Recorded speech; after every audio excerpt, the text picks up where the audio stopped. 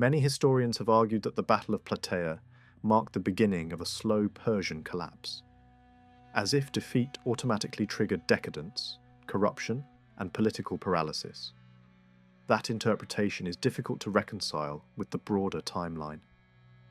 The empire endured for roughly another century and a half after Xerxes' Greek campaign, and it continued to function as a powerful, expansive state.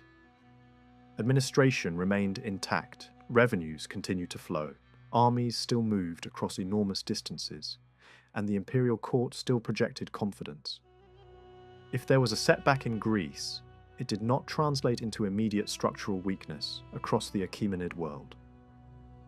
That self-confidence shows clearly in the royal proclamations produced after 479 BCE.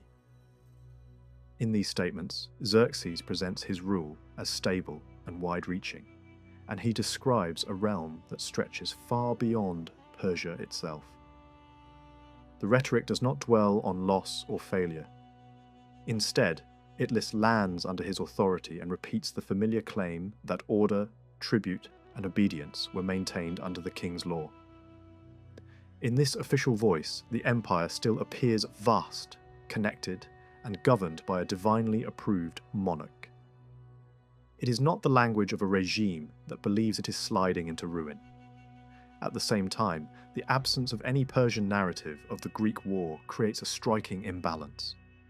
There is no surviving Persian campaign story to match the Greek accounts. No detailed royal chronicle of Thermopylae, Salamis, or Plataea from the Persian side. Because of that silence, the story of the war is almost entirely filtered through Greek memory and Greek storytelling. Those sources were shaped by pride, trauma, theatre, political rivalry, and the need to explain how a collection of city-states survived a confrontation with the strongest empire of the age. Greek writers had every reason to magnify the scale of the threat and the brilliance of the escape. The victories became proof of a moral narrative as much as military success. Even so, Persian messaging after the war suggests that the court did not accept the Greek version of events as the final verdict. In official presentation, the campaign could be reframed as a demonstration of reach, rather than a failed conquest. Athens had been captured and burned, sacred precincts had been violated, and the most famous Greek city of the age had been made to suffer publicly. From a Persian standpoint, that alone could be described as punishment delivered, prestige asserted, and royal power made visible at the edge of the world. The wider strategic objective, the complete subjugation of Greece, may not have been achieved, but the propaganda value of marching into Attica and reducing Athens to ashes could still be claimed as a form of success. Hints of that framing appear in an inscription from Persepolis in which Xerxes speaks of disorder in one of the lands and insists that it was subdued and restored to its proper place. The text does not name Greece openly, but the implication has tempted many readers. The point is not the exact identification of the region. The point is the posture. The king presents himself as the restorer of order, not as a defeated invader.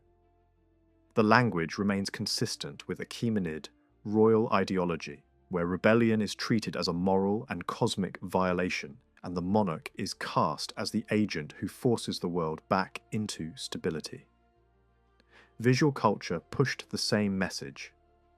Seal impressions and other images show Persians overpowering Greek fighters, who are depicted with recognizable shields and spears, brought low in front of a triumphant royal figure.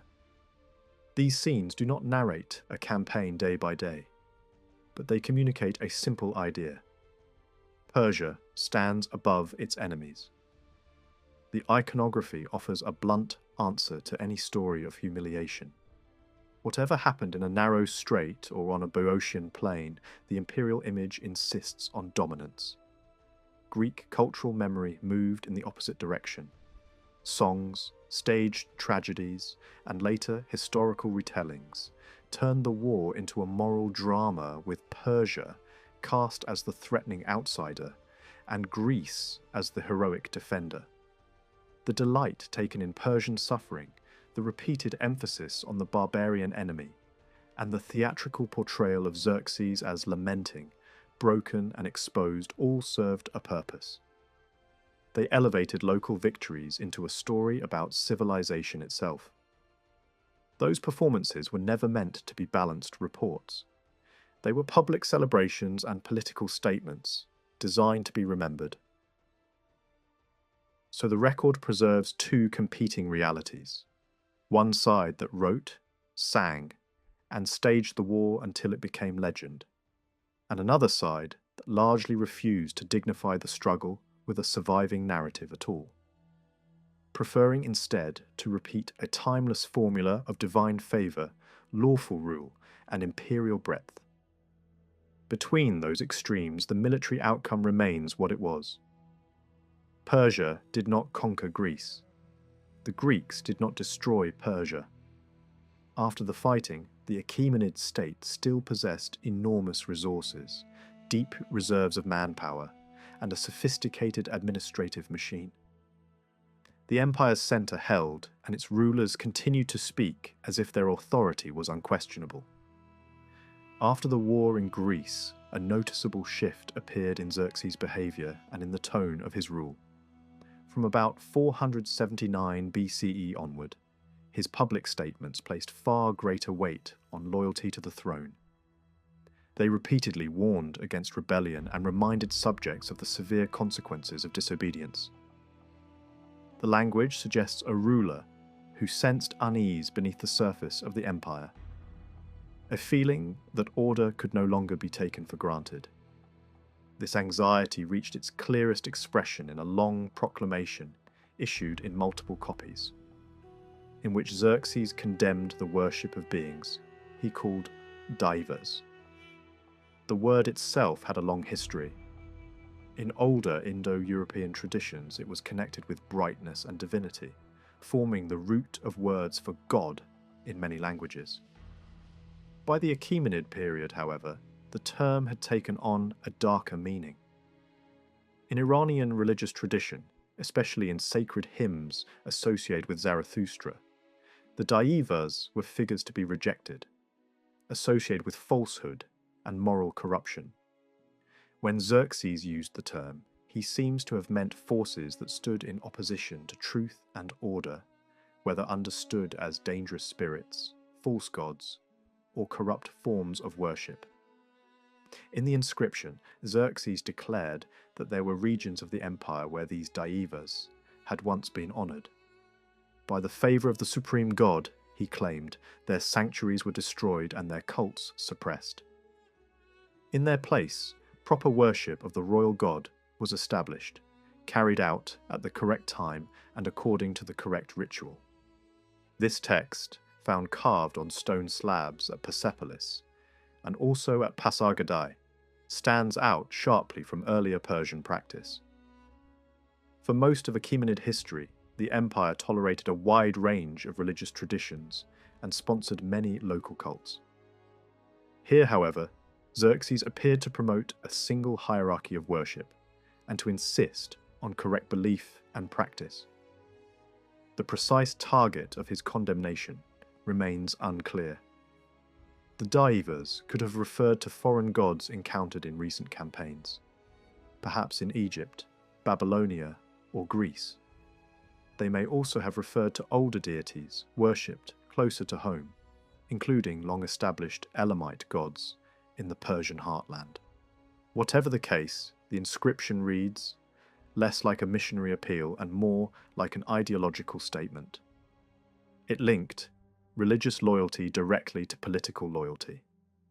Allegiance to the supreme god was inseparable from allegiance to the king.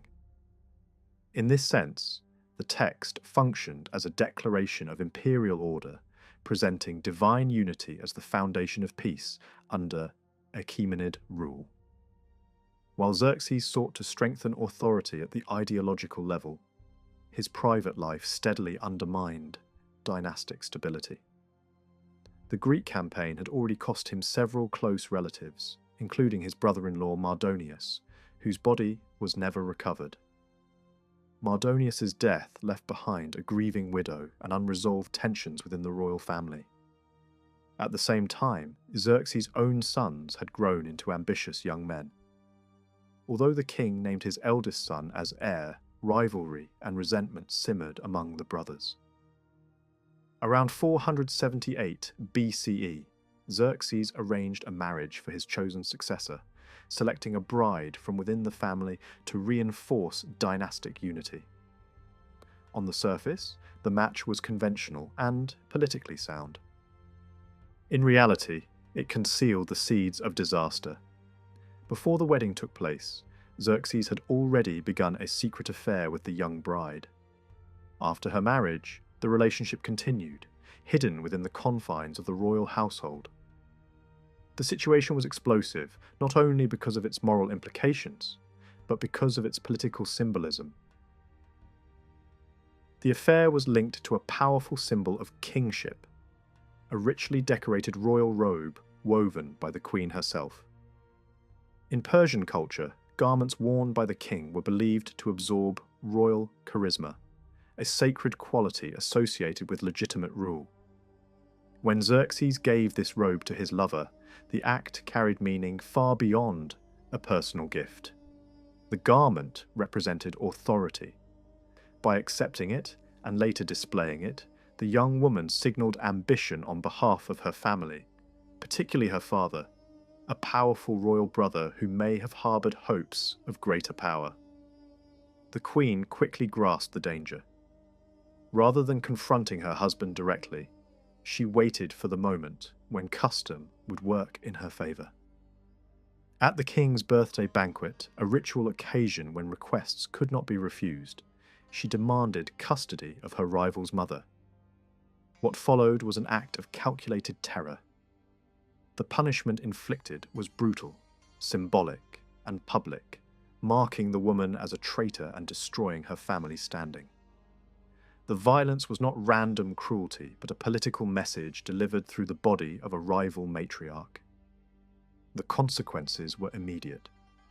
The injured family attempted to flee and raise rebellion in the eastern provinces, but nothing came of it.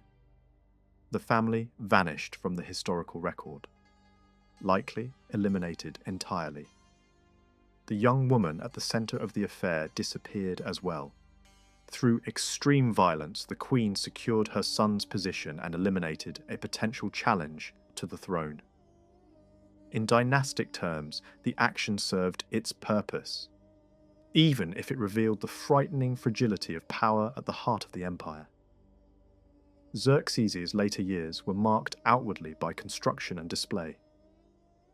He expanded Persepolis, completed monumental gates and halls, and continued projects begun by his father. Workers from across the empire laboured on these sites, turning the royal capitals into centres of constant activity. He also built and renovated palaces elsewhere, reinforcing the image of a ruler still firmly in control. At the same time, unexpected political shifts occurred. One of Xerxes' former enemies, the Athenian commander, who had opposed him at sea, arrived at the Persian court as a refugee. Welcomed and rewarded, the Greek exile became an advisor and administrator, living comfortably under Persian patronage. His presence symbolized the empire's continuing confidence and its ability to absorb former foes into its system. Yet beneath this surface, the empire faced serious strain. Poor harvests led to food shortages, prices rose sharply, and unrest spread. Officials were dismissed in large numbers in an attempt to deflect blame. Power increasingly concentrated in the hands of palace figures, including influential eunuchs, who controlled access to the king. Xerxes withdrew from daily governance, relying on advisors whose loyalty was uncertain. In the summer of 465 BCE, a brief note written by a Babylonian scholar recorded a shocking event. The king was killed by his son. Other accounts, written later by Greek and Roman authors, offer tangled and contradictory stories involving palace conspiracies, false accusations, and assassinations carried out in the night. Despite their differences, they agree on one point. The murder emerged from within the royal household itself. Whether the deed was carried out directly by the king's son or with the assistance of powerful courtiers, the result was the same. The chosen heir was eliminated, rivals were swiftly removed, and within months a new ruler sat on the throne. By early 464 BCE, the empire officially recognized Artaxerxes as great king. After taking the throne, Artaxerxes I performed the expected public duties of a new great king. He buried Xerxes in the royal necropolis at Naksh-e-Rustam, honoured the continuity of the dynasty, and then quietly dismantled one of his father's most controversial projects. Copies of Xerxes' proclamation against the so-called Daivas, the text that had pushed the empire toward religious reform and stricter ritual control, began to disappear from view. When archaeologists excavated Persepolis in the 20th century, they found those finely cut stone panels reused like building rubble. One set turned into part of a bench in a military quarter. Another pressed into a doorway threshold. Another fitted into drainage work. The message was unmistakable. Whatever Xerxes had tried to enforce, his son was determined to erase the experiment and restore a safer, more flexible imperial posture. The new ruler's sensitivity to succession and legitimacy showed up in other choices as well. At Persepolis, monumental reliefs on the grand stairways of the imperial audience hall had presented a carefully staged image. A king in formal reception, accompanied by a crown prince, the inheritance line displayed in stone for all to see. The identity of the pair is debated, but the meaning was clear. Orderly transfer of power, stability, and certainty. Artaxerxes had come to power through anything but an orderly transfer, and he understood how dangerous that image could become in a court that lived on rumours. The reliefs were removed from their prominent setting and hidden away inside the treasury complex, placed in a secluded courtyard where they could no longer speak to the public. Then came the reckoning. Artaxerxes launched a wave of investigations, interrogations, and punishments aimed at those blamed for Xerxes' death. Executions followed, carried out with theatrical severity. Yet many at court understood a darker reality. A number of those who suffered were convenient sacrifices. Men, useful to condemn whether or not they had truly been involved. The point was to seal the new reign with a show of justice and to frighten potential challengers into silence. At the same time, the king began reshaping the empire's leadership. Ministers and advisors linked to the previous reign were pushed aside. Powerful provincial governors who appeared hostile were dismissed, and replacements were selected from among men thought dependable, personally loyal, and politically safe. No other Achaemenid ruler is so clearly associated with such an aggressive purge, and it suggests that Artaxerxes wanted a visible break from Xerxes' final years, when the court had become a nest of rival factions and dangerous private power. Even while distancing himself from his father's policies, Artaxerxes did not abandon the dynasty's monumental language. He finished the massive hall of 100 columns at Persepolis, a project begun under Xerxes, and he left inscriptions that presented a calm, lawful succession. Artaxerxes, the great king, son of Xerxes, grandson of Darius, completing what his father started under the protection of the supreme god. The same tone appeared on luxury objects too. An elegant silver bowl bears a short royal line declaring that it was made in the king's household, linking Artaxerxes to Xerxes and Darius in a clean chain of legitimacy. These official statements said nothing about the blood and fear that had carried him to the throne. Public language offered the familiar virtues: dignity, restraint, and the impression of a ruler chosen by tradition and divinity. Greek writers repeated the image, describing him as impressive in appearance and mild in temperament.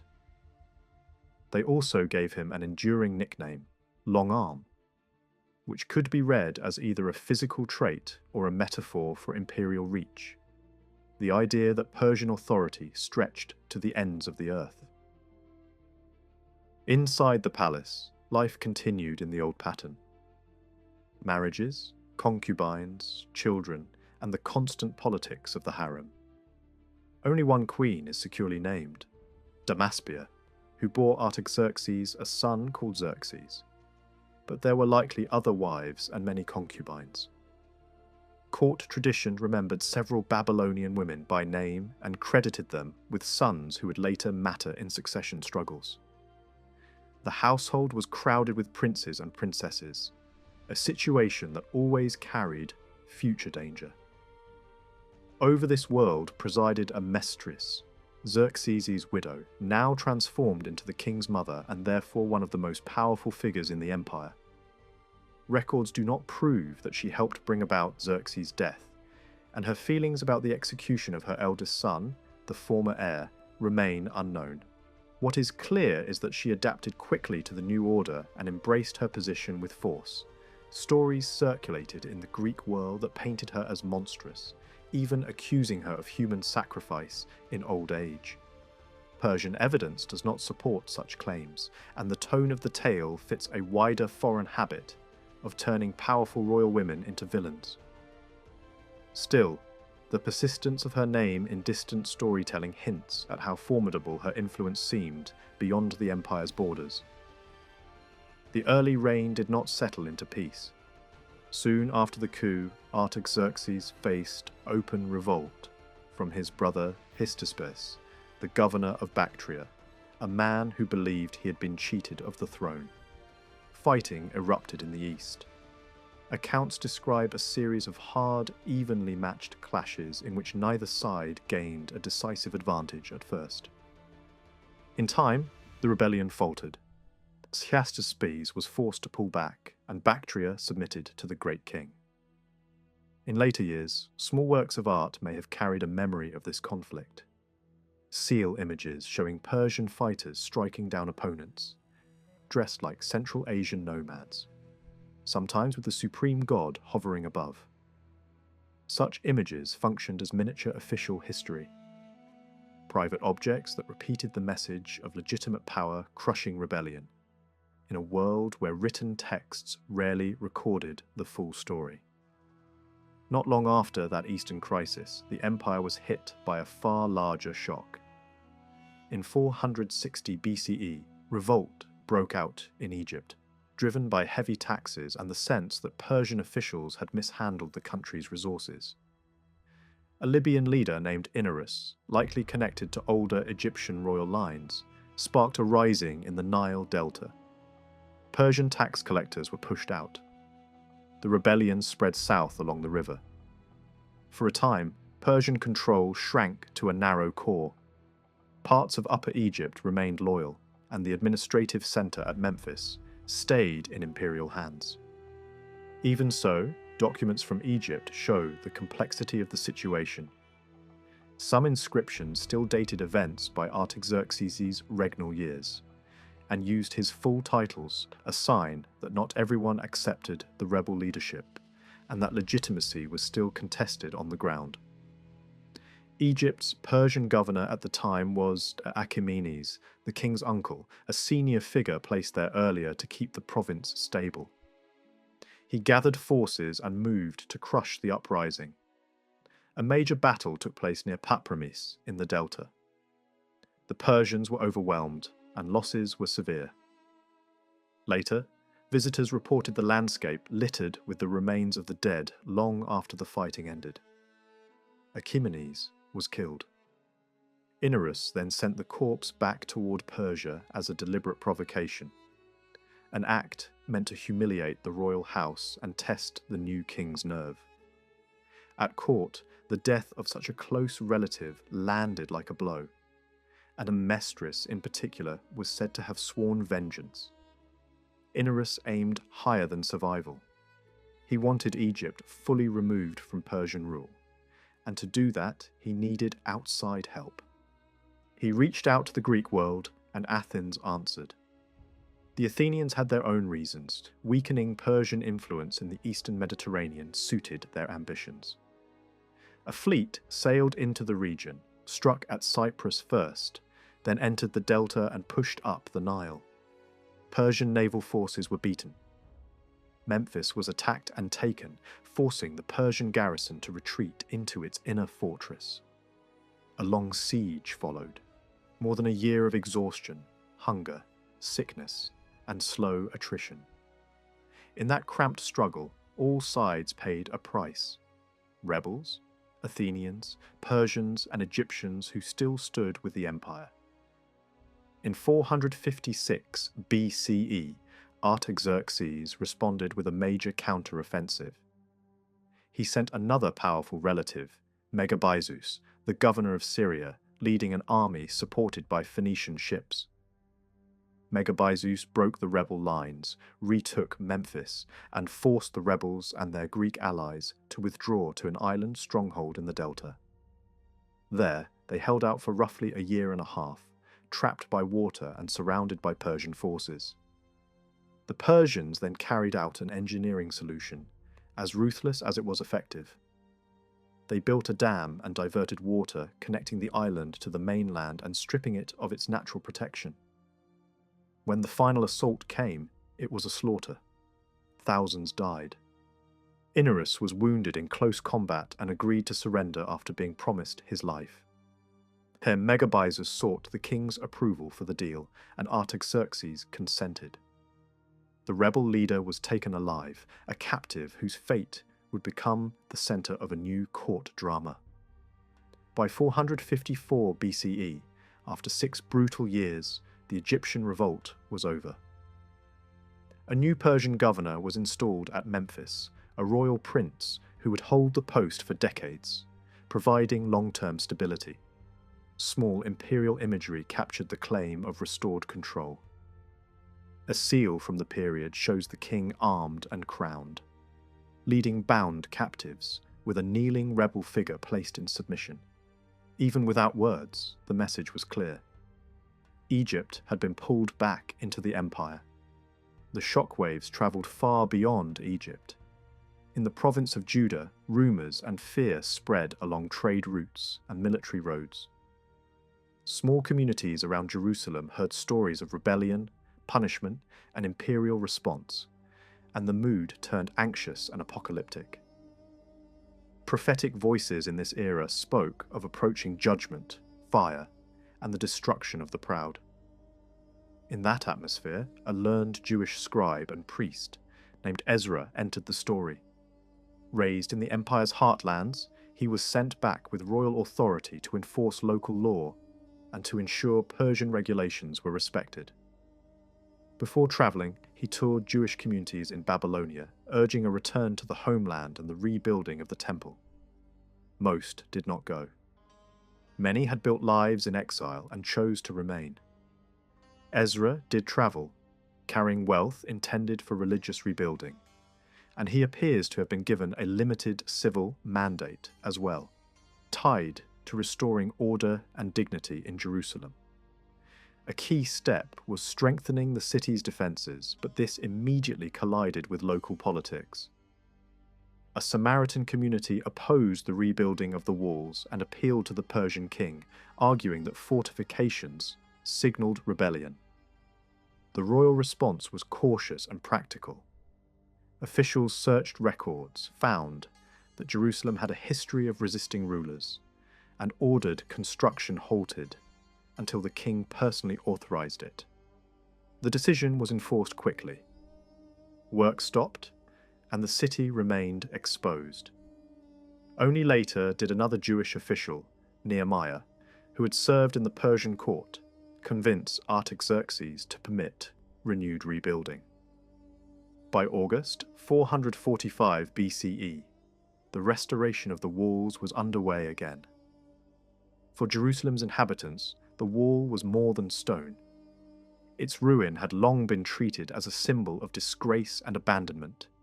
and its rebuilding became a public sign of protection and renewed confidence. The temple's final completion is traditionally dated later, though the exact chronology is uncertain and debated.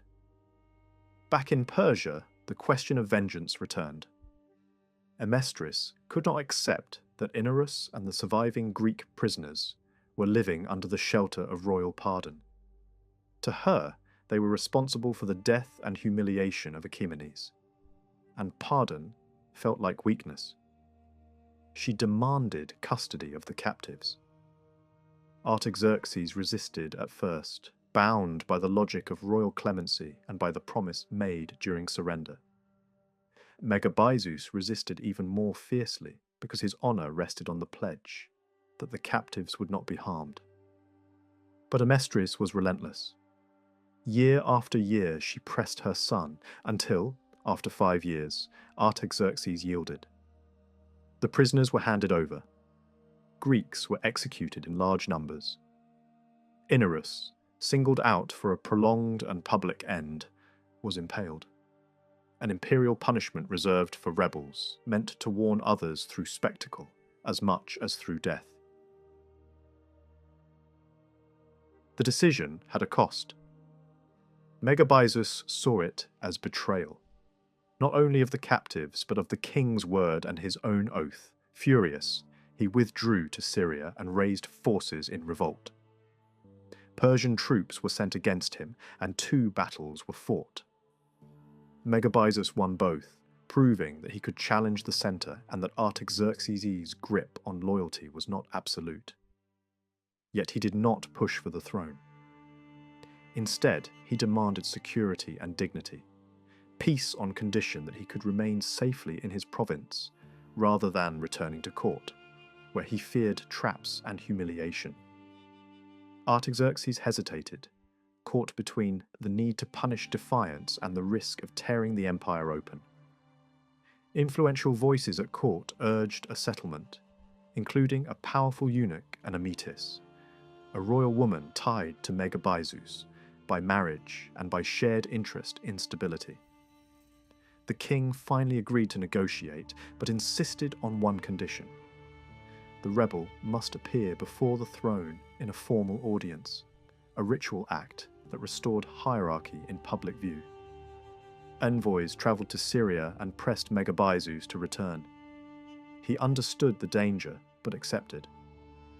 When he arrived at court, the king welcomed and pardoned him, turning a humiliating crisis into a controlled display of reconciliation, at least on the surface. What emerges from these years is an empire still immense, still capable of major military response, but increasingly shaped by palace tensions, power, and the fragile politics of legitimacy. Artaxerxes worked to erase the most divisive features of his father's rule, reorganize the leadership around personal loyalty, and survived rebellions in the east and in Egypt. Yet the same story reveals how easily provincial uprisings, court vengeance, and broken promises could ignite new conflicts, even under a ruler presented to the world as gentle, noble, and steady. Some months after his reconciliation with Megabyzus, Artaxerxes I was out hunting when a sudden and dangerous incident unfolded. A young lion burst from cover and leapt toward the king with terrifying speed. In the split second before the animal struck, Megabyzus hurled his javelin and killed the lion in midair, saving the king's life. What should have been a moment of gratitude instead triggered fury. Artaxerxes erupted in anger, not because his life had been endangered, but because Megabyzus had deprived him of the chance to kill the beast himself. In the rigid world of royal display, the king had lost face.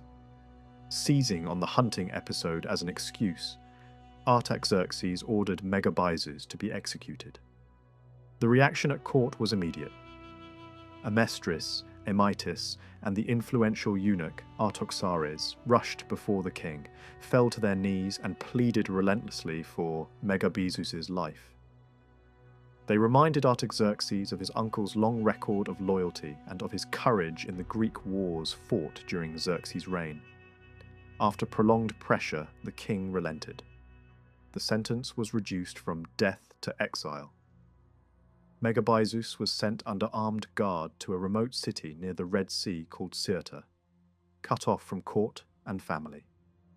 Artaxerxes was also expelled from court and sent back to Armenia, punished for repeatedly speaking in Megabyzus' defense.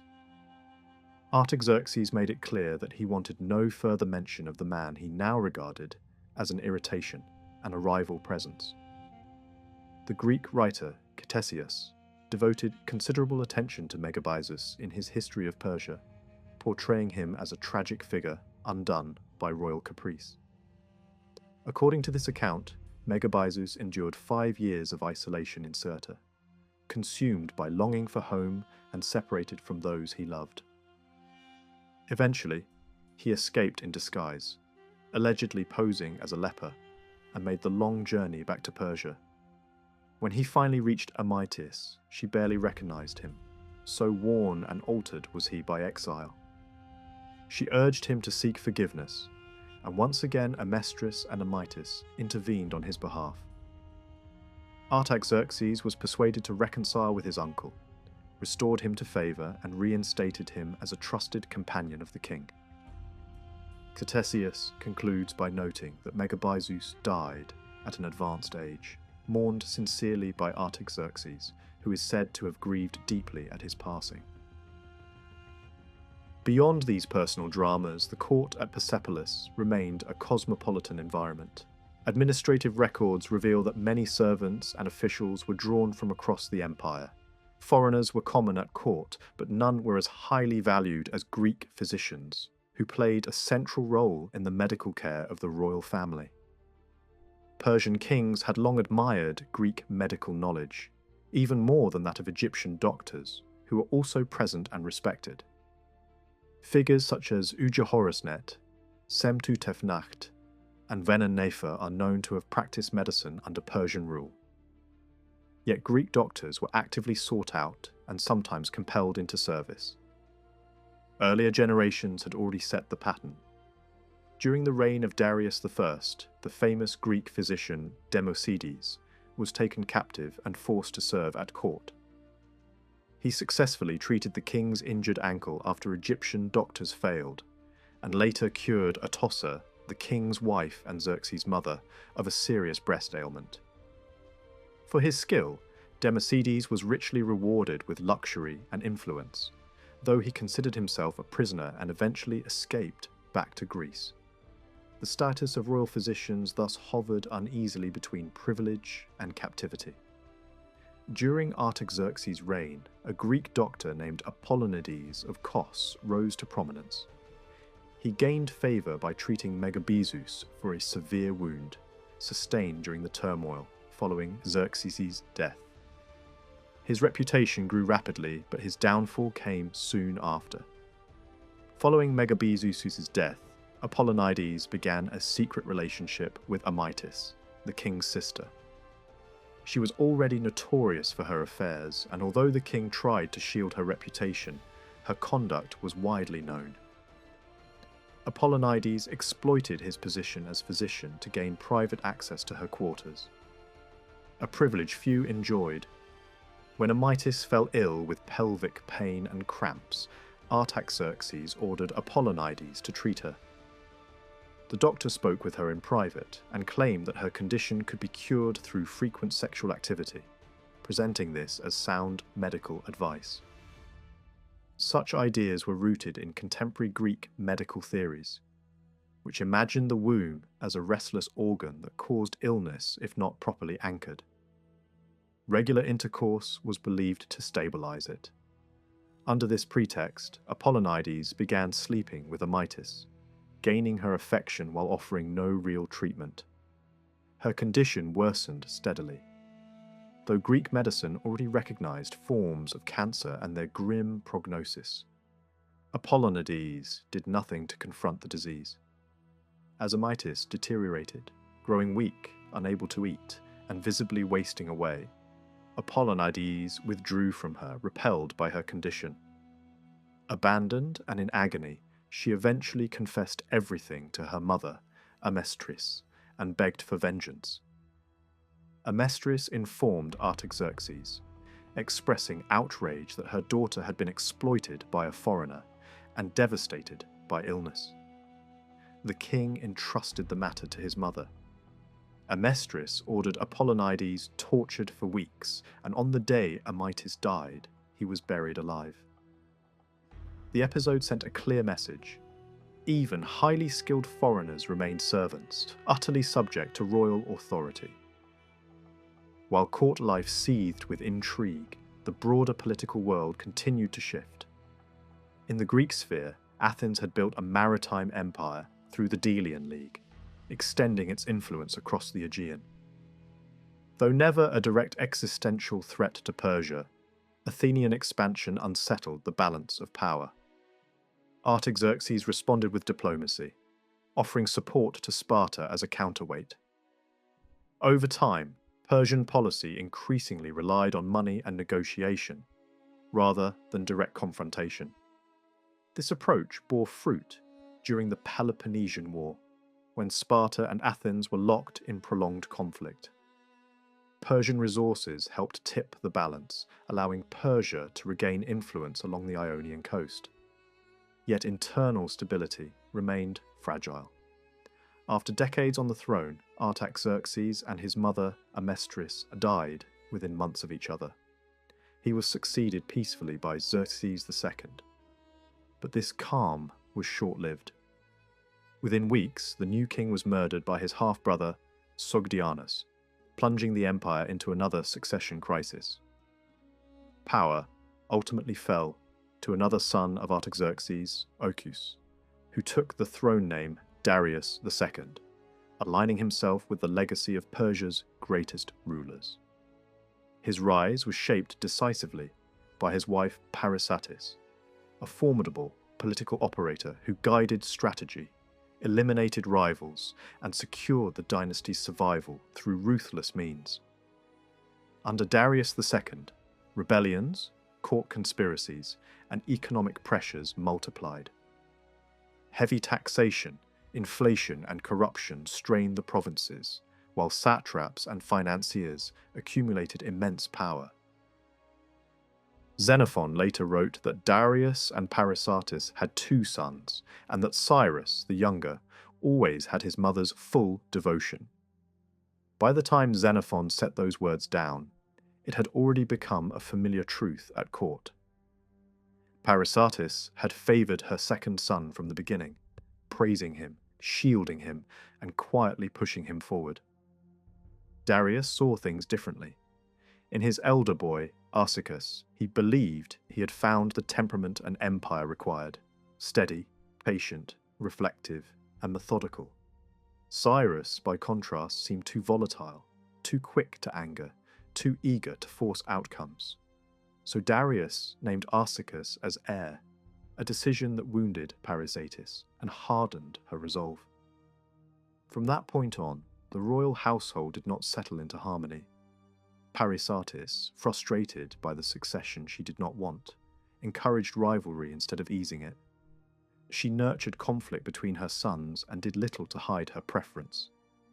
She even pushed Cyrus into opposition to his father's wishes. Her devotion to Cyrus became less a private affection and more a political obsession, and it shaped the prince's character.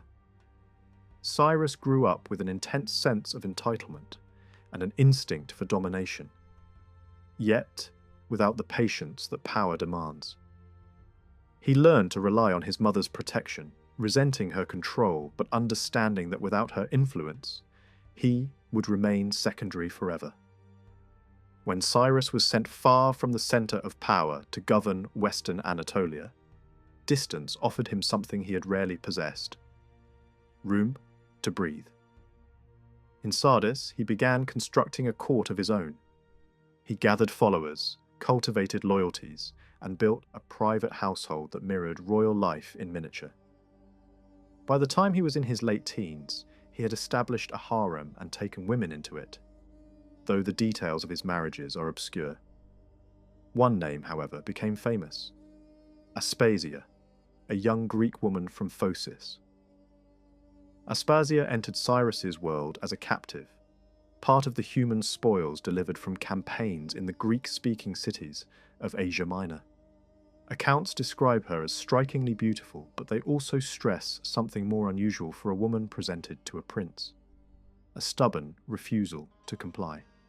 One evening, after a formal meal and the drinking that followed, several Greek girls were brought before Cyrus dressed in the finest clothing and jewelry available, their faces carefully painted, their hair arranged, their behavior coached by palace attendants. The expectation was clear. The girls smiled, performed modesty on command, and competed for favor. Aspasia did none of it. She kept her eyes lowered, she wept, she resisted being handled, and she had to be forced even to sit. When Cyrus moved toward her, she protested that divine punishment would follow if he violated her. She tried to rise and flee. She was restrained. The scene produced the opposite effect from what the attendants intended. Cyrus was captivated. Her resistance, her fear, and her refusal to flatter him drew him in.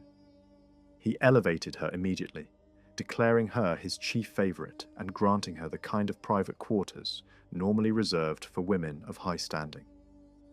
Over the following months, a relationship formed that went beyond possession. Trust grew into attachment, an attachment into something that looked, from the outside, like love.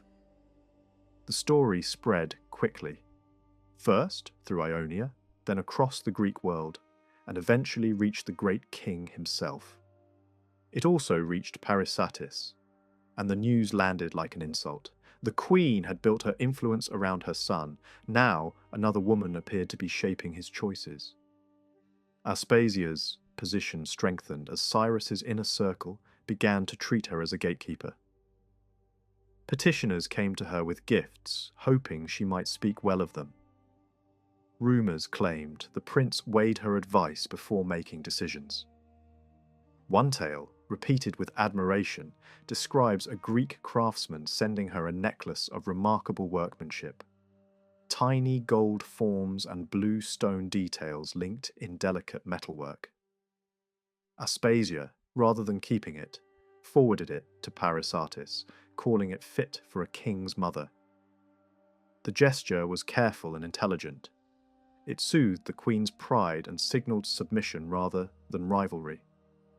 For a time, it eased tension, at least on the surface. While Cyrus was building a world around himself in the west, the heir Arsaces also formed an attachment, one that would prove far more dangerous inside the royal family. He married Statera, a Persian noblewoman of exceptionally high status, the daughter of Hydarnes, a powerful figure whose family had long been close to the throne. Statera carried herself as someone fully aware of her rank.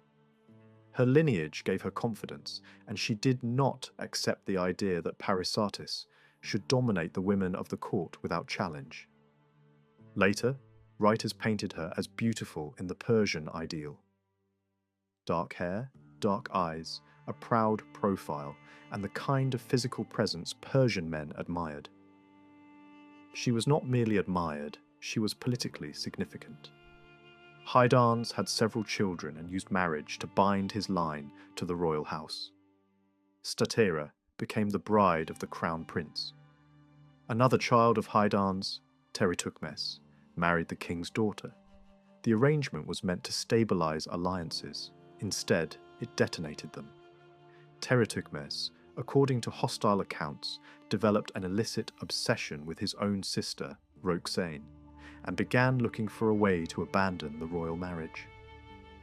In a court where divorce could be read as insult and rebellion, he moved toward violence. The king's daughter was taken captive and her life was threatened. Darius understood what such an act implied and acted before the situation grew worse. Royal guards killed Teritukmes, and many of his supporters were executed. What followed was not only punishment, but annihilation. Parysatis ordered the destruction of much of Hydarne's family.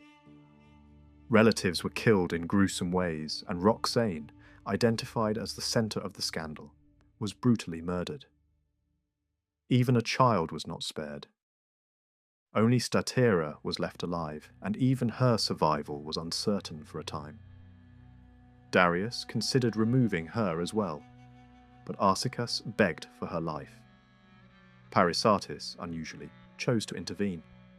The king relented, yet warned that sparing Statera would bring misery later. In his view, she would become a permanent source of conflict inside the palace. Statera did not forget what had happened. She lived with the knowledge that the royal couple had destroyed her bloodline. Gratitude never replaced resentment. Her hostility focused on Parysatis, and it became personal as well as political. Statera sought popularity in ways that irritated the queen, appearing publicly, letting ordinary people see her, speaking to women who gathered around her carriage, allowing a kind of visibility that suggested warmth and accessibility. Parysatis despised this. In her view, queenship demanded distance, silence, and an almost untouchable dignity. For years, the two women fought a cold war of manners and influence. The court became their battlefield, etiquette their weapon, and the casualties were real. In the autumn of 405 BCE, Darius II fell gravely ill. As the king weakened, messages went out summoning his children to Susa. Arsaces arrived quickly with his siblings. Cyrus, far away in Sardis, came later, reaching the capital only in early 404. Parysatis greeted him with overwhelming emotion, embracing him like a possession returned. She spoke to him in private with the same force she always used: follow her lead, act only with her approval. Cyrus arrived, hoping for a final reversal of fate. If his father could be convinced to change the succession, this was the last moment. Parysatis pressed every argument she could. She appealed to sentiment, to fear, to the logic of timing. She stressed that Cyrus had been born after Darius became king, while Arsaces had been born earlier when their family status was lower. She hinted that she and Cyrus would be destroyed once Darius died, claiming that Arsaces and his wife would treat them as enemies. She begged, she scolded, she wept. Darius did not move. He remained convinced that Arsaces was the safer choice and that the heir had been trained properly for rule. When Darius died, early in 404 BCE, after decades on the throne, Arsaces succeeded him and took the royal name Artaxerxes. After the funeral, the court travelled to Pasargadae for the formal investiture. It was there, during sacred ceremonies, that suspicion rose into open crisis. Tissaphernes, Statera's brother and a powerful figure in western Anatolia, approached the new king with an accusation. Cyrus was plotting to kill him during the ritual. The charge claimed that Cyrus intended to ambush Artaxerxes in a sanctuary while the king changed clothing for the ceremony. The details are uncertain and later sources disagree about exactly what happened. But the result was clear. Cyrus was seized, and Artaxerxes considered executing him. Parysatis responded with theatre that was not simply emotional but strategic. She threw herself on her son, clung to him, tore at her veil, and pleaded for his life in front of the court. She demanded that he be pardoned and sent back to Lydia, arguing that distance would make him harmless, and that he could prove loyalty in service. Tissaphernes and Statera urged the king not to be deceived, warning that Cyrus's ambition would not fade.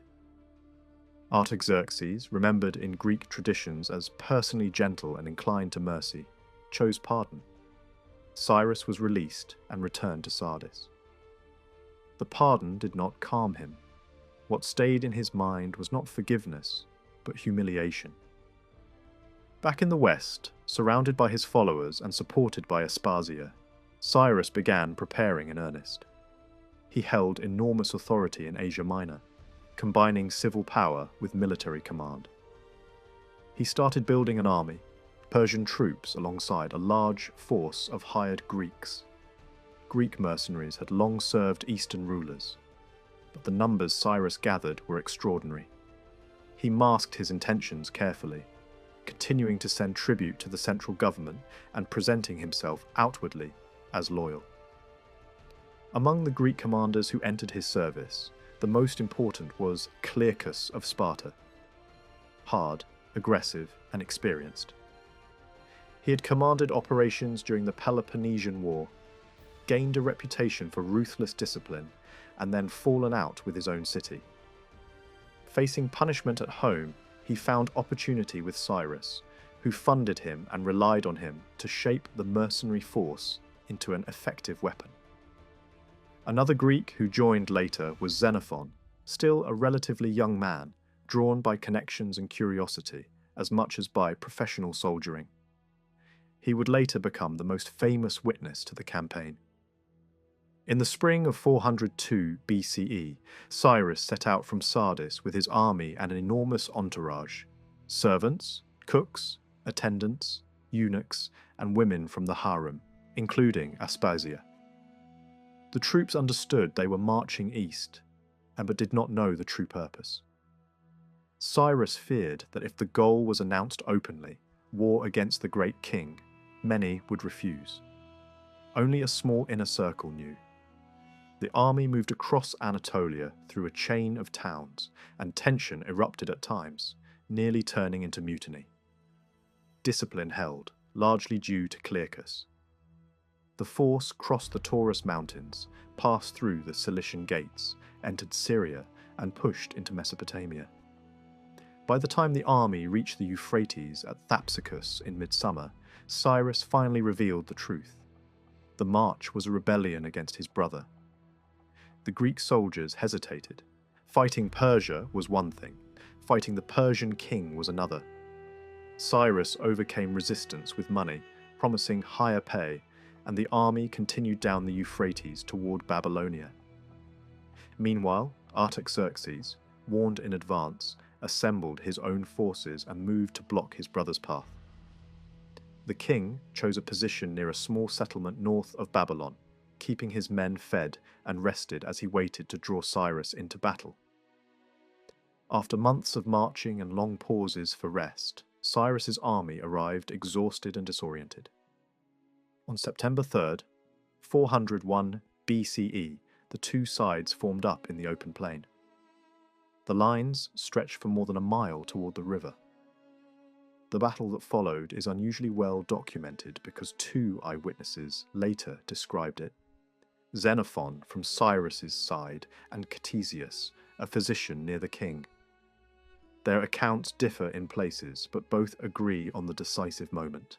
Cyrus drove straight at Artaxerxes. Cyrus urged the Greek wing to strike the enemy centre, but the Greek commander refused to leave the safer line near the river. Cyrus did what his temperament always pushed him toward: direct, personal action. Mounted on a powerful horse, he charged into the thick of the fighting. When he saw Artaxerxes, he attacked with reckless intensity, hurling his spear and wounding the king in the chest through the armour. Artaxerxes fell from his horse but survived, pulled to safety by those around him. Cyrus, carried forward into the enemy mass, shouted orders, made himself conspicuous, and was briefly treated with awe by soldiers who recognized him as royal. Then the momentum turned. The palace servants were the first to react. The eunuchs around Cyrus's fallen body began their ritual cries, loud and unmistakable, the kind of mourning sound designed to signal that something momentous had happened.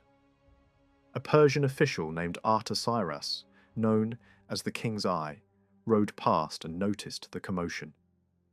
He reined in and questioned the most trusted of the mourners, asking who lay dead beside them. The answer came back bluntly: Cyrus was gone. Not far away, Cyrus's horse had fled the crush of fighting and was later found wandering on the field. Its felt saddlecloth was dark with blood. Artaxerxes did what his office required. He went to Artaxerxes, who was still shaken and in pain from the wound in his chest, and reported that he had seen Cyrus's body and that the prince was certainly dead. The king ordered confirmation. A search party was assembled at once, men carrying torches into the dying light, led by Massabates, a eunuch trusted above most others. The order was simple: return with proof. When Massabates located the corpse, he followed the harsh custom reserved for defeated rivals. The right hand was severed, then the head. Both were sent back to Artaxerxes. The king's reaction was complicated. Shock and relief collided. For a moment he seemed struck silent. Then, as if forcing the meaning of the moment into the open, he gripped the severed head by its hair and raised it high. It was more than a trophy. It was a public announcement. The rebellion had ended. The throne was secure. The danger within the royal house had been cut down. Cunaxa, in that sense, was a decisive victory. But victory did not solve everything. Cyrus's Greek mercenaries had marched deep into hostile territory and now found themselves stranded. Clearchus held the force together long enough to negotiate and begin a withdrawal.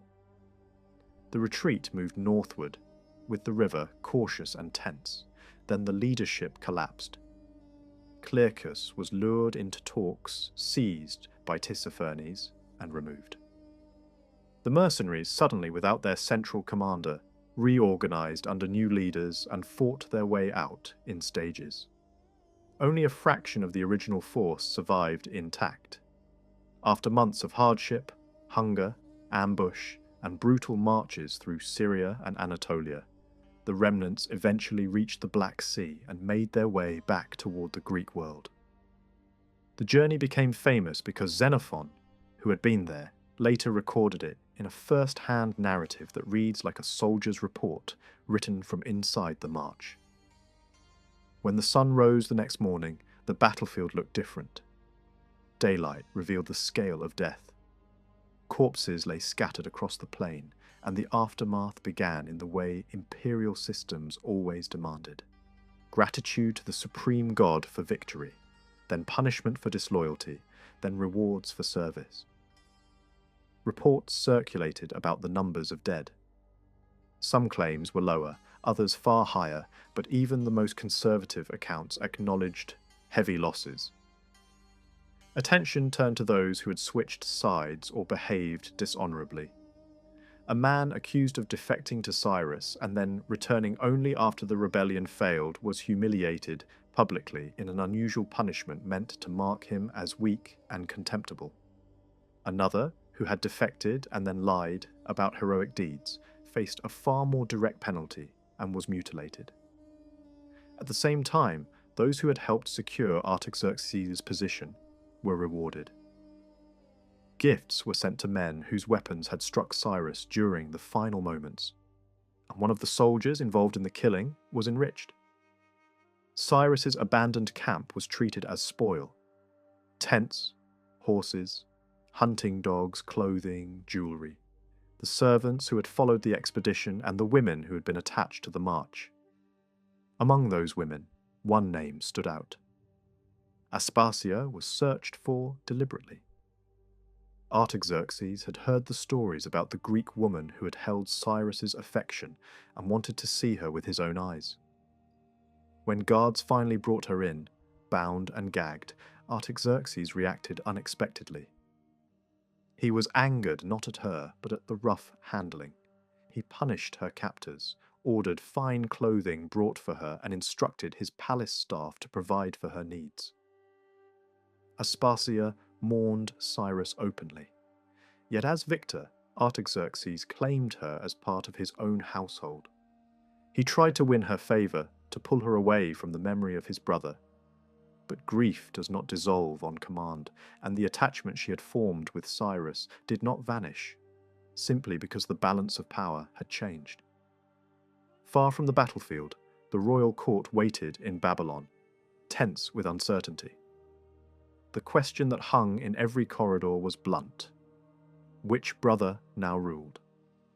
Artaxerxes sent a messenger at speed with the news. The message was not only for officials, but for Parysatis, who was both mother of the dead rebel and mother of the surviving king. When the messenger arrived, he was brought into her apartments and performed the expected gestures of submission, kissing her sandals and lowering himself before her. He began carefully, praising Cyrus's courage in battle, a detail that pleased her even as it made her anxious. She demanded to know how Artaxerxes had fared. The messenger admitted the king had been wounded and had withdrawn during the fighting. Her response was immediate and bitter. The blame, she insisted, lay with Tissaphernes. Then came the question she could not avoid. Where was Cyrus now? The messenger tried to soften the blow with evasive phrases, speaking as if Cyrus had merely gone to the place where brave men must rest. His caution only enraged her.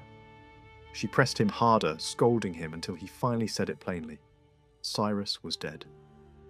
The reaction was not an explosive scene, but a kind of stunned collapse. According to those who later repeated the story, she began to mourn in a low voice, recalling him as a boy, speaking of his horses, his dogs, his weapons, the things she associated with him. And then the grief broke through. She wept for days. When Artaxerxes returned to Babylon, there was no triumphant celebration. The atmosphere at court was restrained. The king understood that open rejoicing would be dangerous in front of a mother who had lost the son she loved most.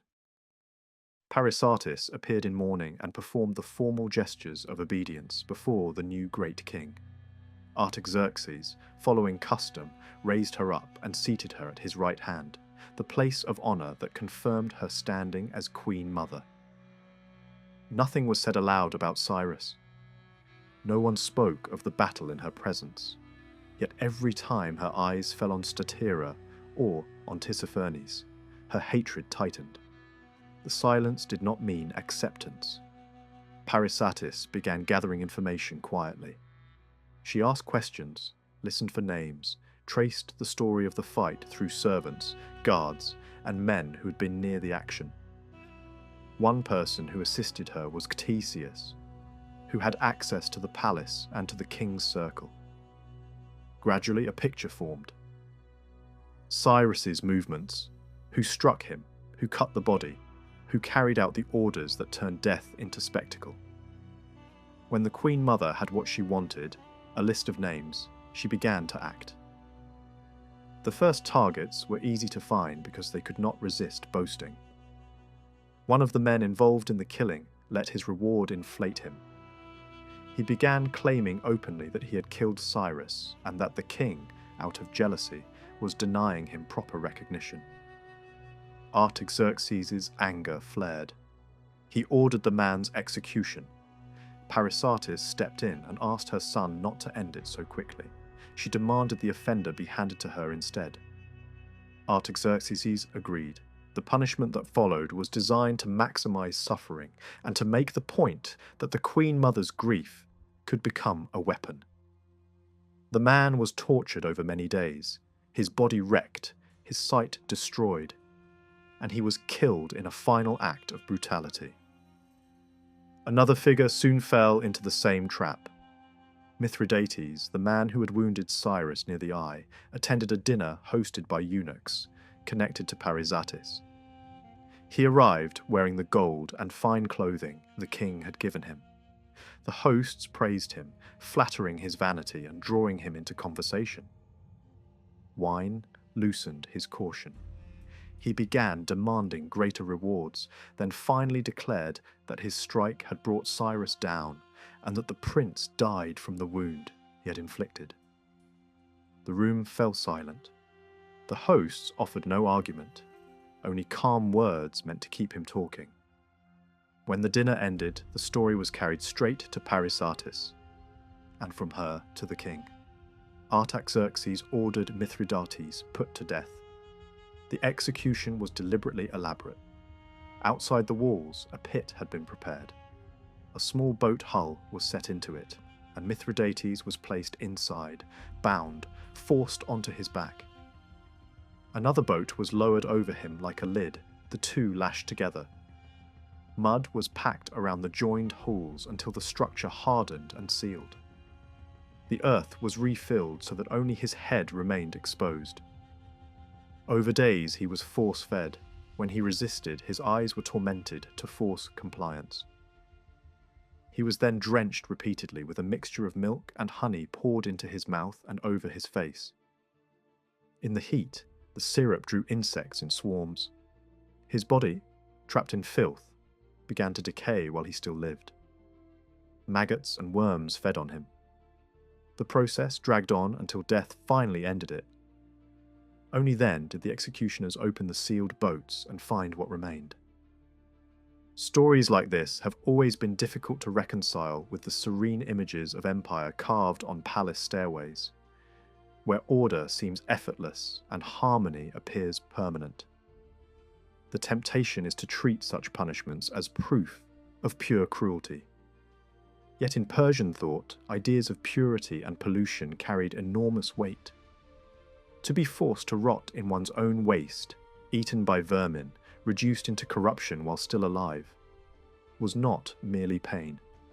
It was spiritual degradation, an ending designed to mark the condemned as someone who had broken faith with rightful order. The horror was meant to match the crime, especially for those seen as traitors and rebels. One name remained at the center of Parysatis' rage, Massabates, the eunuch who had cut off Cyrus's head and hand. Unlike soldiers who bragged, Massabates offered no obvious opening. He was protected by his role and his proximity to the king. Parysatis waited. She did not rush. She needed a method that would not look like vengeance, and she needed a moment when she could claim him without raising suspicion. Over time, she rebuilt closeness with Artaxerxes, presenting herself as reconciled, returning to familiar routines, appearing supportive, slowly drawing him into her orbit. She had always been known as a formidable player of dice and board games, and she began playing with the king again. It was not idle entertainment. It was access. It was control. It also kept him away from Statira, whom Parysatis hated more intensely with each passing day. Then came the trap. One evening she proposed a high-stakes game. 1,000 gold coins. Artaxerxes accepted. She arranged matters so that he won, handing over the gold with exaggerated annoyance. Then she suggested another game with a different stake, this time not money, but a eunuch who would become part of the winner's household staff. Artaxerxes agreed. Parysatis played seriously and won. For her prize she claimed Massabates. The transfer was formal and immediate. Before the king could suspect intent, she ordered Massabates to her apartments. That night she handed him to executioners and had him killed in a manner intended to terrify and to satisfy her grief. His skin was stripped from him while alive, his body impaled, his flayed skin displayed. The king eventually realized what had happened and felt humiliated. Massabates had carried out orders as a loyal servant, yet he had been destroyed because the queen mother could not accept the reality of Cyrus's death. Artaxerxes understood something else as well. Even now, after rebellion and war, his mother's deepest love had belonged to the brother who had tried to kill him. That knowledge wounded him in a way no spear could. Yet despite anger, he still craved her approval. He endured her dominance because family harmony mattered politically. An empire could not afford the appearance of civil war inside the palace. When Artaxerxes finally confronted her, Parysatis responded with cold ease, pretending innocence and minimizing the dead man's value. She pointed out, almost playfully, that the king had lost nothing that truly mattered, while she herself had accepted the loss of 1,000 gold coins without complaint. The exchange left Artaxerxes subdued. He had been manipulated again, and he knew it. By early winter in 401 BCE, the storm of revenge that had swept through the palace began to quiet. Parysatis no longer hunted everyone linked to the victory at Cunaxa. 2 months had passed since Cyrus had fallen, and what remained of him had been gathered and laid out again, with the severed head and right hand that had once been paraded as proof of triumph. Out in the open, the desert did what it always does. Scavengers stripped the body down to bone. The Queen Mother's grief had not softened, but the sharp edge of her bloodlust seemed, for the moment, blunted.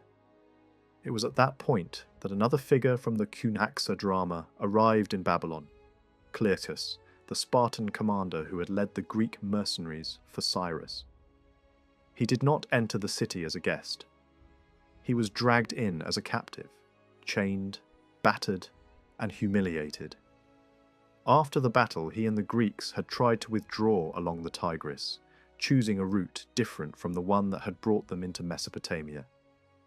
Tissaphernes, the satrap who had become the king's most effective operator, handled him with calculated patience. A banquet was offered. Wine flowed, promises were made, safe conduct, an easy route home, a clean end to the ordeal. Then, when Clearchus and his companions were relaxed and off guard, they were seized.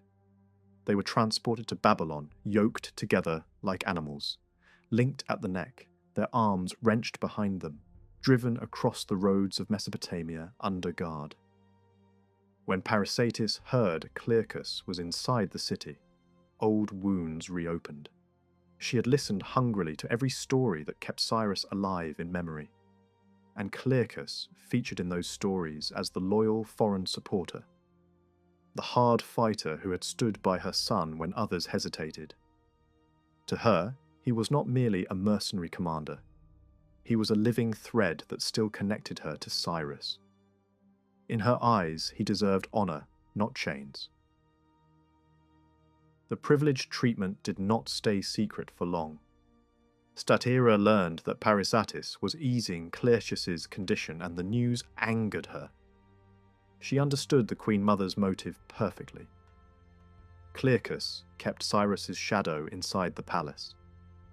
As long as that shadow remained, Artaxerxes would never fully escape the psychological grip of his brother's revolt, and Parysatis would never loosen her hold.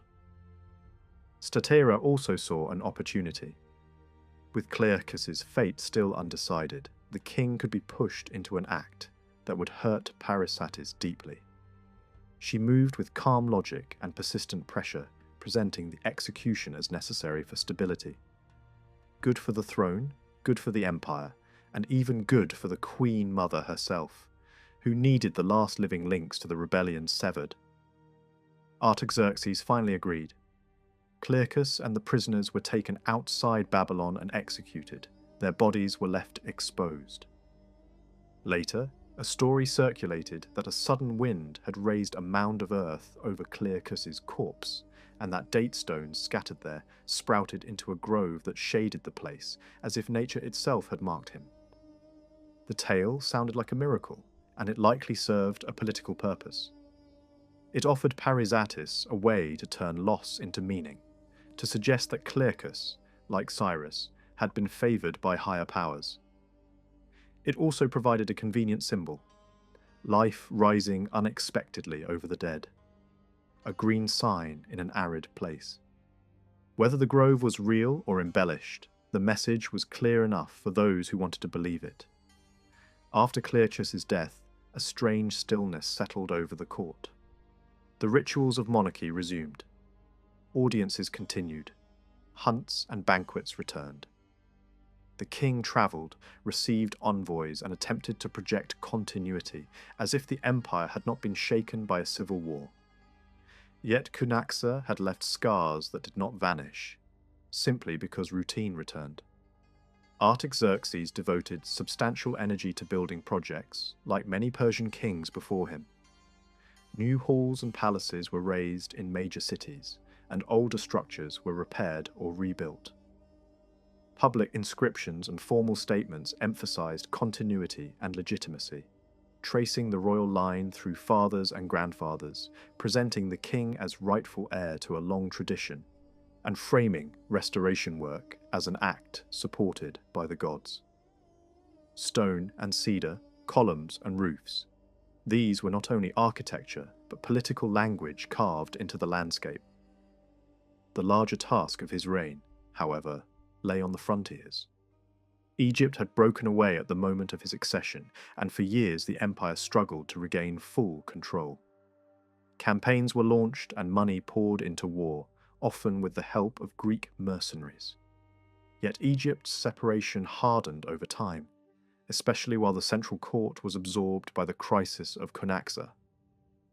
That loss stung, even if it could be softened by other successes in the west. Operations against Cyprus, suppression of trouble in coastal regions, and constant attempts to keep Asia Minor from slipping into disorder. Asia Minor remained a chronic problem. Some governors behaved as if they were independent rulers, and local power networks grew stronger.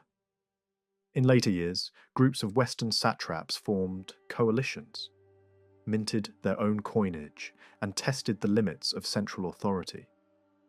The imperial response was uneven. Some rebels were punished as examples, others pardoned and restored. Not because the king lacked the power to destroy them all, but because governance often required compromise. Many crises ended favourably, but the credit did not always belong to the king himself. Capable figures around him, administrators, commanders, and, at times, his own mother, helped hold the machine together. One name that kept reappearing in these years was Tissaphernes. After Cunaxa, he had been honoured for loyalty, strengthened by marriage alliances and returned to high office in the West. Yet his position was never truly safe. He had made enemies at court, and none was more relentless than Parysatis. Eventually, he was lured into a trap that echoed the one he had used against Clearchus. A dinner invitation, a promise of honour, a removal of weapons, then sudden seizure. He was carried away under guard, executed in secret, and his severed head was sent back as proof. The king forwarded it to his mother. The gesture made the message unmistakable.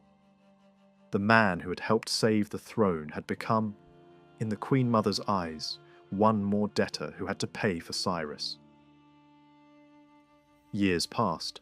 The palace life continued. Formal receptions, quiet rivalries, sudden deaths that shifted favour at court. One notable event involved the king's favourite eunuch, a young man celebrated for beauty. When the eunuch died naturally, Artaxerxes fell into visible grief and ordered mourning. Courtiers hesitated to approach him. Then, Aspasia, still present within the royal household, came forward in mourning clothes and offered comfort with careful humility. The king accepted the attention. The story that later circulated described him bringing the dead eunuch's clothing and ordering Aspasia to wear it, and then seeking intimacy while she was dressed that way, as if memory and desire had become tangled together. Whatever the exact details, the wider point remained. Aspasia, once Cyrus's beloved, had become the person who could reach Artaxerxes emotionally when others could not. Meanwhile, the feud between Parysatis and Statira did not disappear. For a time, it cooled into an uneasy truce maintained by distance and etiquette. When they met in public, both performed the expected gestures, formal bows, ritual kisses, controlled politeness. Eventually, they even began dining in the same spaces again, but trust did not exist. Both women feared poison, and they responded the way experienced court players often did, by mirroring each other's meals, eating the same dishes served in the same way, trying to reduce the chance of being singled out. That caution was not paranoia. Poison was a known danger in elite Persian life. Protective roles existed precisely because assassination by food or drink was a realistic threat. Royal tasters sampled dishes. Cupbearers controlled the wine. The court knew that a skilled poisoner could produce a quick death or a slow one, and the empire reserved especially brutal punishments for those convicted of using poison.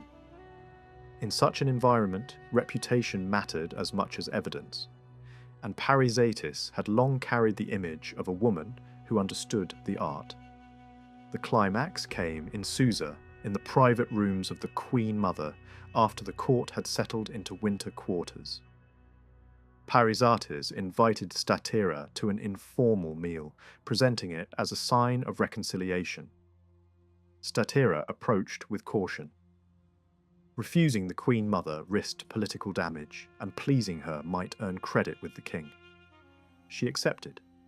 The dinner followed the patterns of elite Persian dining: multiple dishes, rich flavours, sauces, meats, sweets. At some point, a prized roasted bird was served. Parysatis had it cut in two by a trusted servant using a small knife prepared in advance. The poison was applied to one portion only. Parysatis ate the clean half. The other half was given to Statira, who ate without suspecting what had been done. Later that night, Statira collapsed in agony in her own chambers. The poison was not designed for speed. It was chosen to keep her conscious as pain took hold, to make the death feel deliberate rather than accidental. Before she died, she managed to communicate suspicion to Artaxerxes. The king responded with fury. He arrested servants, interrogated attendants, and used torture to force answers. The servant who had handled the knife was sheltered by Parysatis at first, but eventually tried to leave the palace. Artaxerxes set an ambush, seized her, and condemned her to death with the crushing punishment reserved for poisoners. Artaxerxes then did something extraordinary. He banished his mother from court and sent her away to Babylonia. It was a public humiliation almost unheard of for a queen mother. For a time, the king swore he would never return to Babylon while she lived there. Yet exile did not mean poverty. Parysatis had extensive estates and long-standing wealth in Babylonia, with lands, gardens, and administrators who managed her properties.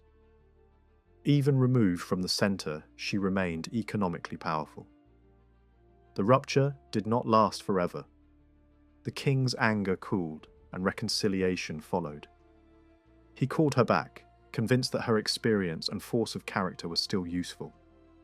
Her influence, instead of shrinking, grew again. She positioned herself as guardian of the dynasty and used her access to secure favours, shape decisions, and reward loyalty to the throne. That is what made Parysatis so difficult to read. Later tradition loves to portray her as a figure of pure malice, someone who poisoned the royal house from within. Yet her actions also followed a cold logic common to palace politics. She fought to keep power inside the family line she considered legitimate, and to prevent rival noble houses from steering the empire through marriage and succession. In that view, eliminating Statira did more than settle a personal feud. It removed the last major bridge to a powerful competing clan and pushed the royal family toward tighter internal marriages that kept inheritance concentrated. The exact date of Parysatis' death is uncertain. She fades from the record late in life after decades of influence. If later estimates are close, she lived to extreme old age. Her long career left a mixed legacy. Publicly, she appeared as a loyal wife and devoted mother.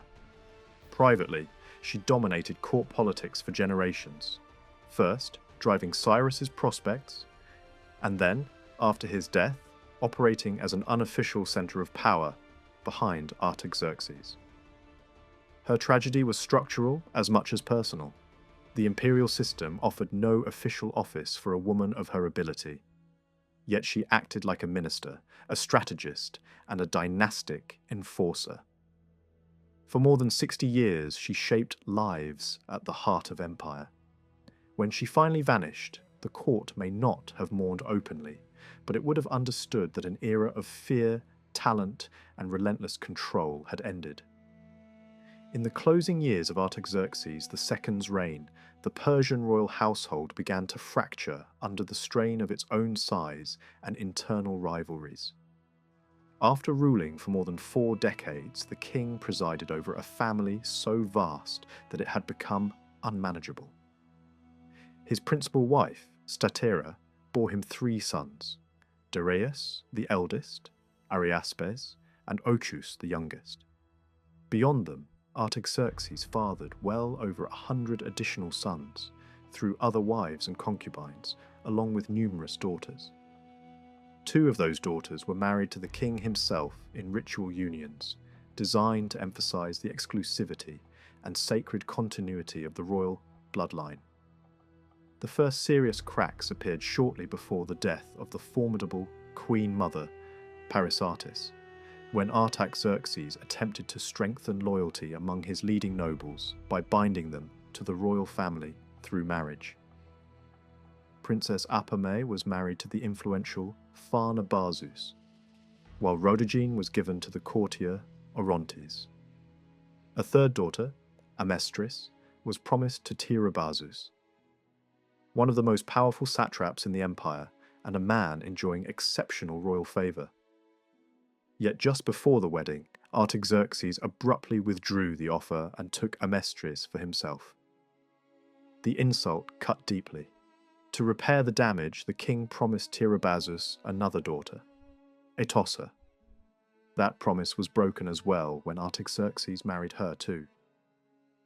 The second humiliation proved unforgivable. Tiribazus turned openly hostile, denouncing the king's character and authority whenever opportunity allowed. When he eventually fell from favour, his opposition only grew louder and more aggressive. Among Statera's sons, Artaxerxes designated Darius, already 50 years old, as his successor.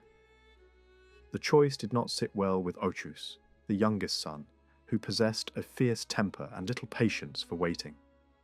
Surrounded by supporters at court, Ochus aimed to displace his elder brother. His chief ally was his sister Etossa, who also served as one of Artaxerxes' wives. She encouraged Ochus by promising marriage once their father was gone. Rumours circulated that the relationship had already begun while the king was still alive. Tossa used her influence to undermine Darius, quietly promoting Ochus as the stronger alternative.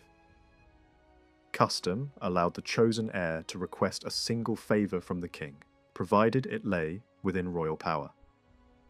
Darius invoked this privilege to claim Aspasia, a woman who had once belonged to Cyrus the Younger and later to Artaxerxes himself.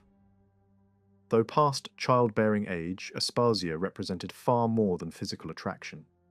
She had become a living emblem of imperial legitimacy, passed from prince to prince as authority shifted within the dynasty.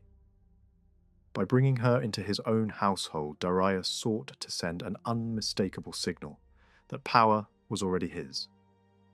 The request was meant as a warning to Ochus. Artaxerxes initially consented, though with hesitation. Soon afterward, he reversed his decision. Instead of releasing Aspasia, he appointed her as a priestess of the goddess Anahita in Ecbatana, removing her permanently from Darius's reach. The act shattered any remaining trust between father and son. Darius turned to Tiribazus, who urged him to assert his rights and resist further erosion of his authority. Ochus, Tiribazus warned, was gaining influence through the harem, while the king himself had proven unreliable. Convinced that his claim was being deliberately undermined, Darius joined Tiribazus in plotting to eliminate Artaxerxes, expecting support from many courtiers and several of the king's sons. Ochus, observing the growing rift, moved swiftly. Acting through a eunuch intermediary, he revealed the conspiracy to the king. Darius and his sons were summoned before Artaxerxes. Royal judges were ordered to conduct a trial and deliver their verdict. No one intervened on the prince's behalf. The judges unanimously condemned Darius for treason and demanded his execution. When the verdict was announced, Artaxerxes summoned his son. Darius fell to the ground in submission, pleading for mercy. Ancient writers described Artaxerxes III as ruthless and relentless. For more than 2 decades he ruled through force, determined to restore Persian dominance. Revolts in Syria and Asia Minor were crushed. Northern raiders were annihilated. Authority was centralized, and rebellious governors were stripped of military power. When Phoenician cities rebelled with Egyptian backing, Artaxerxes responded personally, leading a massive army to Sidon. The city was betrayed from within and destroyed. Tens of thousands were killed, survivors enslaved, and resistance across the region collapsed. Egypt, long independent, was next. Artaxerxes invaded with overwhelming force, defeating Egyptian armies and reclaiming the Nile Valley through systematic devastation. Towns were burned, temples looted, crops destroyed. Egypt was fully reintegrated into the empire, marking the beginning of a renewed Persian era. Though accused by enemies of sacrilege, Artaxerxes also restored monuments linked to earlier Persian rule, signalling both dominance and continuity. Upon returning east, the king celebrated his restoration of imperial borders through inscriptions that consciously echoed those of earlier rulers. He presented himself as the rightful heir of a long and unbroken lineage, invoking divine favour and ancient authority. Yet even this iron rule could not escape court intrigue. As Artaxerxes aged, a powerful eunuch named Bagoas poisoned him and installed one of his sons as a puppet king. When that king attempted to assert independence, he too was murdered. At last, a battle-hardened prince from a collateral branch of the royal family was raised to the throne. When Bagoas attempted to poison him as well, the new king forced the eunuch to drink his own poison instead. Alexander of Macedon became king in the year 336 BCE, only months after Darius III had taken the throne of Persia. From the outset, their lives moved along parallel lines shaped by violence, instability, and ambition. Both men rose to power after periods of internal bloodshed that included the killing of kings. Both were seasoned soldiers, accustomed to command and battle, and both inspired loyalty among their troops. Each ruler was confident, driven, and convinced of his own destiny. For 5 intense years the ancient world watched as these two figures moved toward an inevitable confrontation. Their names became bound together not by choice, but by fate. For Darius, everything was at risk. For Alexander, everything was to be gained. From this collision of ambitions, a legend was born that would echo for centuries. The challenge faced by anyone trying to understand Alexander lies in separating the historical man from the myth that surrounded him. Even during his lifetime, stories began to grow, magnifying his deeds and reshaping his image. Long after his death, writers expanded these stories further, crafting powerful narratives that blended history with hero worship. The original accounts written by people who had known Alexander personally did not survive. What remains are later reconstructions, often contradictory and shaped by political or cultural agendas. These sources are dramatic, compelling, and deeply influential, but they are not neutral. Darius III, by contrast, left no such legacy of storytelling. Persian culture did not preserve history in the same narrative form. Administrative records mention his name, but rarely his actions or personality. Archaeology and coinage offer little insight into his character or rule. As a result, Darius appears mainly as a supporting figure in stories written to glorify Alexander. This imbalance has long shaped historical understanding, encouraging portrayals of Darius as weak or incompetent. Yet there is little solid evidence to support such claims. A clearer picture emerges only when events are viewed from the Persian side, where possible, and when the limitations of the surviving sources are acknowledged. In the spring of 334 BCE, Alexander crossed the narrow waters separating Europe from Asia with an army of roughly 30,000 infantry and 5,000 cavalry. Persian intelligence quickly reported his arrival. Alexander was said to have cast a spear into the soil, symbolically claiming the land. To Persian ears, this theatrical gesture carried little meaning. Stories that Alexander compared himself to heroes of Greek legend meant nothing to Darius. The memory of earlier Persian campaigns in Greece lingered as distant tales, not as unresolved grievances. Darius was not immediately alarmed. He commanded strong cavalry forces and a large contingent of paid infantry. His financial resources were immense, drawing from the treasuries of Babylon, Susa, Persepolis, and beyond. From a strategic standpoint, the balance of power still favoured Persia. With hindsight, it is clear that a decisive naval and land response at the crossing point could have crushed the invasion before it advanced. Yet such preemptive action was not typical of Persian military practice. The landing was likely viewed as another limited disturbance in Western territories, not as the opening of a war of conquest. That assumption proved disastrous. Responsibility for dealing with Alexander was delegated to local governors. A council was formed, including the experienced Greek commander, Memnon, who urged a strategy of scorched earth, destroying supplies and denying the enemy resources. The satraps rejected this plan, unwilling to devastate their own lands. Confident in their forces, they chose to confront Alexander directly near the Granicus River. The battle that followed was fierce and confused. Cavalry clashed at close quarters, infantry pressed into the chaos, and leadership was tested in the thick of combat. Alexander personally led charges, wielding longer and more effective weapons. His troops broke the Persian lines. Several high-ranking Persian commanders were killed, and the battle ended in a clear Macedonian victory. News of the defeat reached Darius, along with reports of heavy losses among the Persian elite. Alexander moved south, securing cities along the coast. Some resisted and were punished.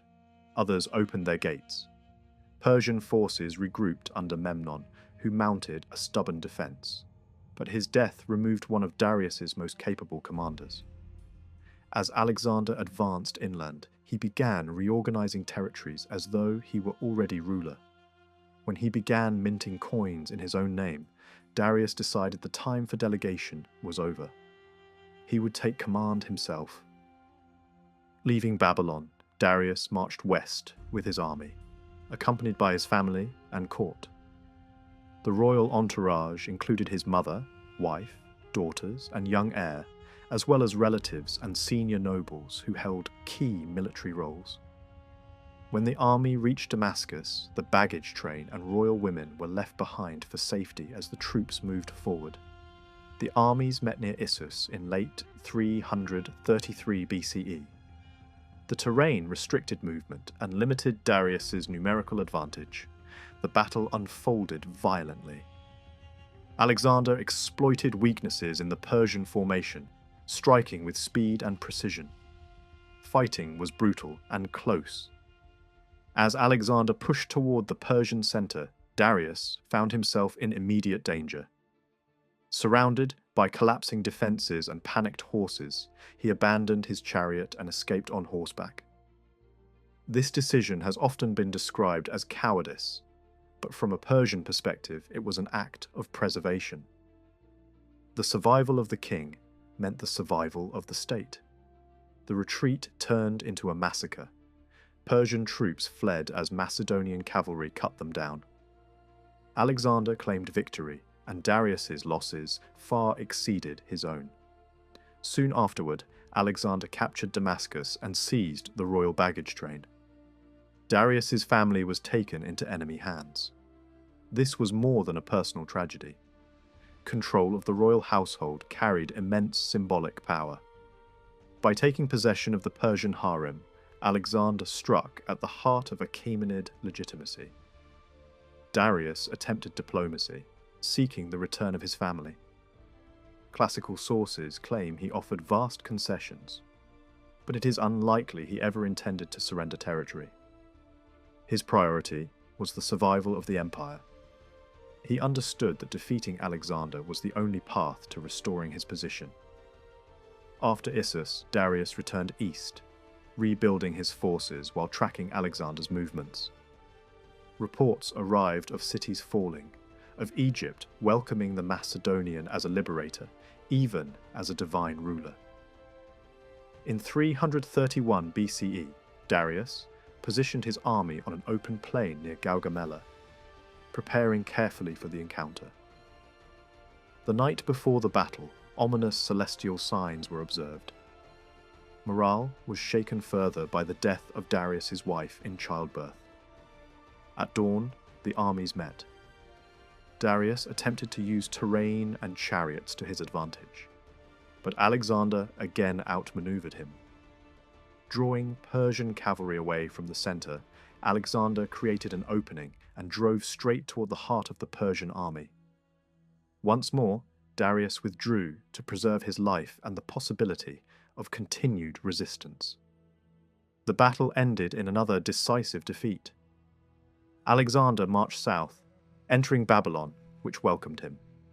He respected local traditions and secured the support of priests and elites. Control of the city followed. Susa fell without resistance. Persepolis, the ceremonial heart of the empire, soon followed. The occupation of Persepolis was marked by extreme violence. Macedonian troops looted, burned, and killed without restraint. Archaeological evidence confirms widespread destruction and massacre, even within the palace complex. Priceless objects were smashed or carried off. The city was left shattered and silent. Months later, Alexander ordered the palaces burned. This act was not symbolic revenge, but a calculated message. It signaled the end of Persian imperial power and warned against further resistance. Though effective in the short term, it destroyed a potential seat of rule and left deep scars. Darius, meanwhile, fled east, hoping to regroup in Bactria. He planned to draw Alexander into hostile terrain and rebuild strength. But betrayal overtook him. Senior commanders seized him, declared him a bargaining chip, and carried him east under guard. Alexander pursued relentlessly. When the conspirators realized escape was impossible, they stabbed Darius and fled. The Persian king was left dying in a covered wagon. A Macedonian soldier later found him barely alive and gave him water. Darius died quietly soon after, around the age of 50. Later accounts transformed this moment into legend, portraying Alexander as a noble successor blessed by a dying rival. These stories served political ends. Alexander used Darius's death to legitimize his rule, marrying into the royal family and presenting himself as both avenger and heir. Darius received a royal funeral, and his body was returned for burial.